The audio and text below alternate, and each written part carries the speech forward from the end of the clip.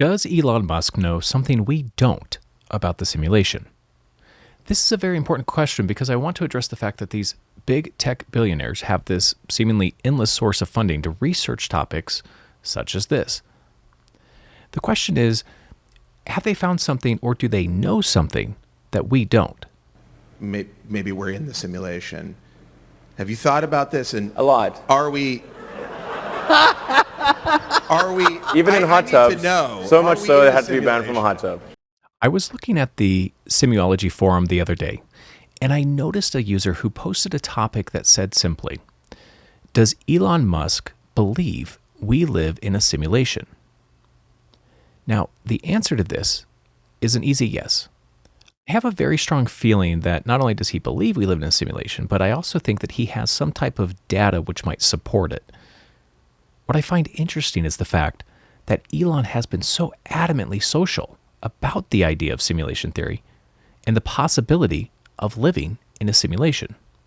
I think here's, in my mind, like the strongest argument for us being in a simulation, probably being in a simulation, I think is the following. 40 years ago, we had Pong, like two rectangles and a dot. That Right. was what games were. Now, 40 years later, we have photorealistic 3D simulations with millions of people playing simultaneously, and it's getting better every year.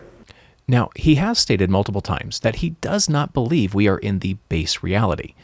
And to highlight the idea of base reality, it simply means it is the true reality from which we originate from. So, in other words, think of it like this. The base reality is the starting point to all reality. Therefore, the majority of people who are in religious communities around the world who do not believe in simulation theory believe we are in base reality because we were created by God into this reality. So base reality is really just the conception of being the true reality of our existence, which Elon says there is a 1 in billions chance that we currently exist in it. It is such an interesting idea that when a lot of people talk to Elon, they keep asking these questions.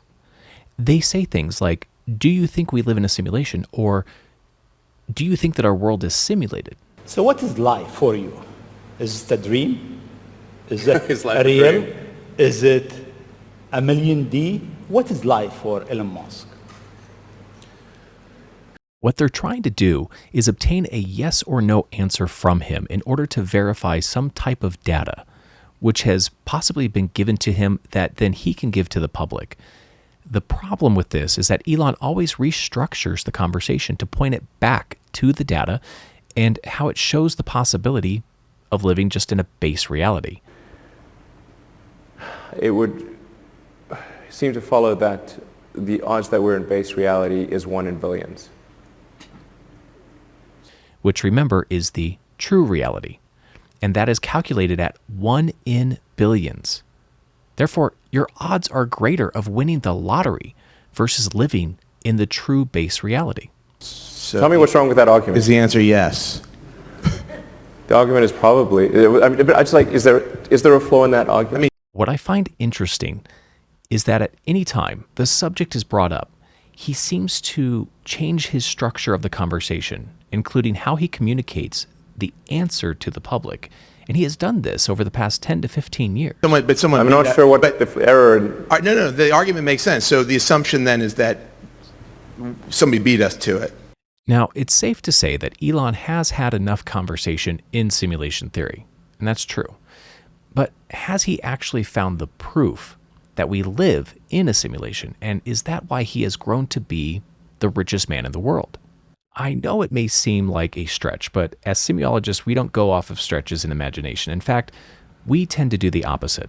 We tend to take our methods of determination in Simuology and layer them on top of each other until we find certain pieces which begin to fit together. After that, we line them up in synchronistic order to try to determine the truth. So when you ask the question, does Elon believe in the simulation? I find as I get older, I find that question to be maybe more and more confusing or troubling or uncertain. Absolutely, he does. And that's a great question. I really appreciate you using our forum to put that topic out there. However, I am going to add a few things to that, such as, does he have the proof that we live in it?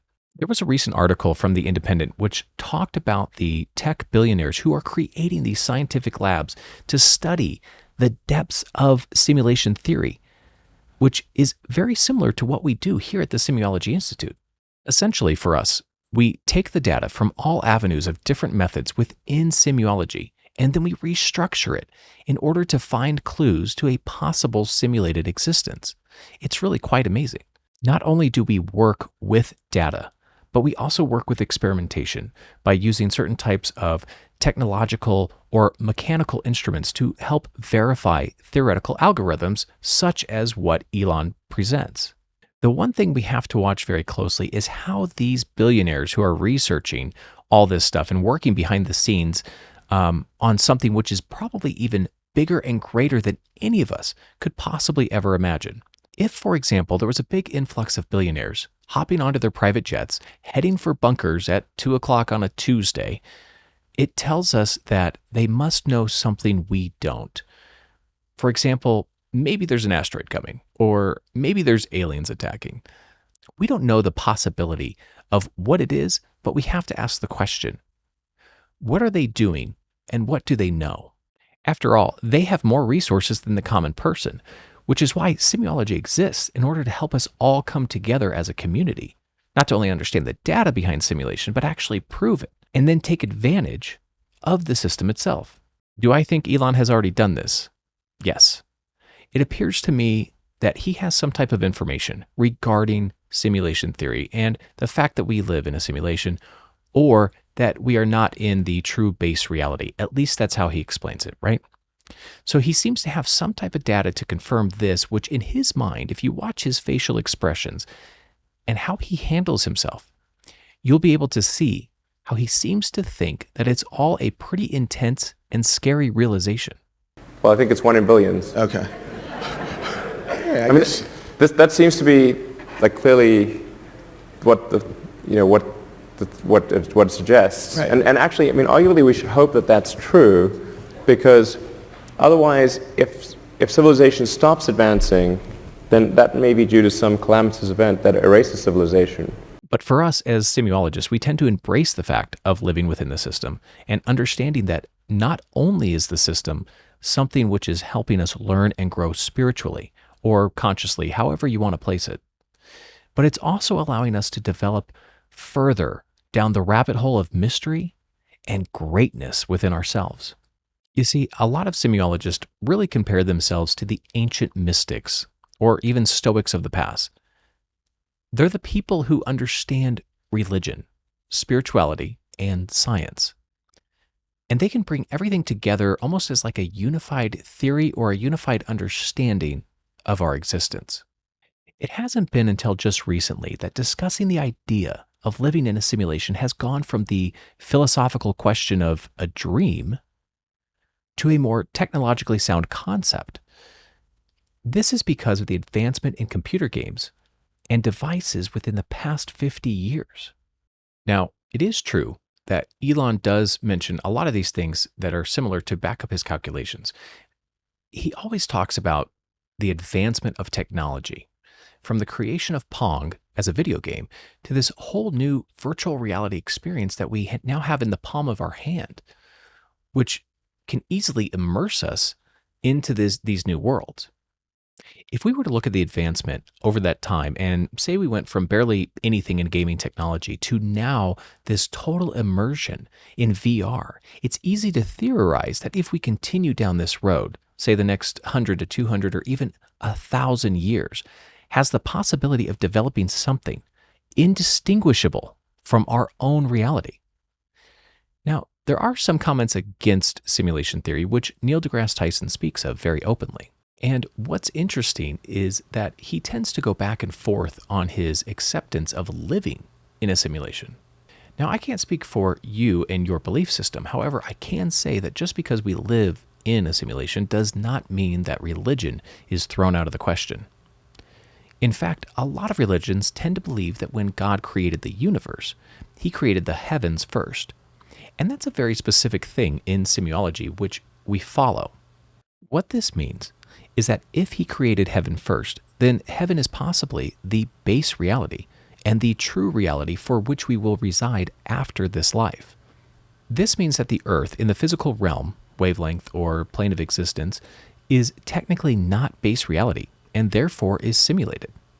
We find this very interesting when we look at old sayings from ancient texts, such as the one, as above, so below. These references in ancient texts talk about heaven being similar to earth, or man being made in God's image, and therefore we are duplicates of the original. This tends to fall on the theory that we are simulated, which comes out of the famous book Simulacra and Simulation. If we are a copy of the original, or even if we are a copy of a copy, it doesn't matter. The point of Simuology is to say that we live in the simulation, and our existence is simply something we must manifest, control, and structure to have a positive outcome or a positive learning lesson for us. You see, if you are a Christian, a Buddhist, or even Jewish, it really doesn't matter what your religious belief is. Religion is the foundation of humanity, in the fact that religion has always been the structured form of the consciousness or the spirit. It gives the spirit something to look forward to after this life. Therefore, if we are looking forward to something, then we need to determine why we are here. What is the purpose of it, and how can we modify it to make this experience better for us? Although Elon tends to have this very dark undertone associated with the concept of simulation theory, I don't believe that the simulation itself, which we call the system, is necessarily a bad thing. Just because we live in it doesn't mean that we're confined to it. Obviously, once we pass on, it's very similar to taking off the VR headset, even though we don't associate the system with a certain type of device. In fact, I think that it falls along a different line of conceptual thinking, more like frequency, vibration, and realm of existence type, meaning we come from something which is higher or better, and the process of coming into this existence is by sinking into it.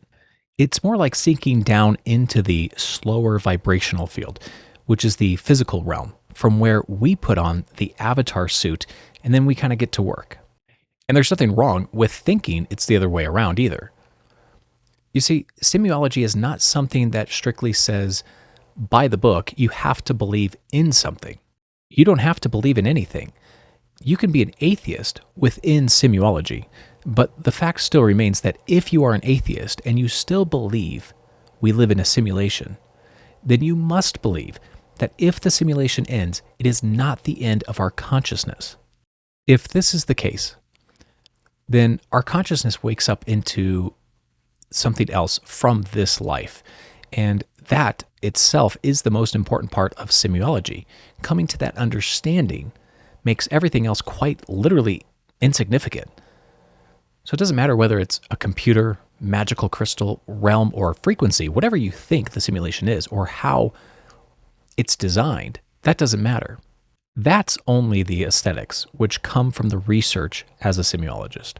Therefore, when we look at what Elon has said and what he plans to do with his information, we find this amazing understanding. It intrigues me to question if he has this level of understanding that even we as Simuologists don't have, or just haven't discovered yet. You have to remember that we have certain types of proof to the existence of the simulation, which is given to all Simuologists to study and research. However, when you're a billionaire and you throw a bunch of money at scientists to actually start to prove the model, then you open the door to go down these different rabbit holes in which you might learn something unique, which has yet to be discovered based on our current research. I really appreciate the question which was given on the forum, and in fact, if any of you want to join the discussion, I recommend that you do. It's very simple. You can either click on the link that's in the description, or you can just go to forum.simuology.com. Once you're there, you'll be able to start to put the pieces of this puzzle together for yourself and see how the simulation theory is not necessarily a theory anymore. It's something which we can start to confirm in existing data. It's something that I definitely believe Elon has already discovered. And I could be wrong, but when I hear stories such as what was written in The Independent, where the news is being made public and these billionaires are doing things such as going to space, putting computer chips in our brain, or trying to open up black holes in these underground facilities, all of these fanciful ideas are being put into motion by the elite. And you know what fascinates me is that they're able to do this. And I think that it should fascinate you as well. You know, if you've ever had an interesting experience which made you feel like you're living in a simulation, I would really like you to please share it with us. The best way to do this is to either go onto the forum or to just send us an email, research@simuology.com, and just let us know what it is that you experienced. We'd love to hear from you. I really hope that you enjoyed watching this video, or if you were listening on Spotify, thank you so much. And I hope you learned something from it and will continue to join us in future episodes and discussions. Until then, please stay sharp and enjoy the game.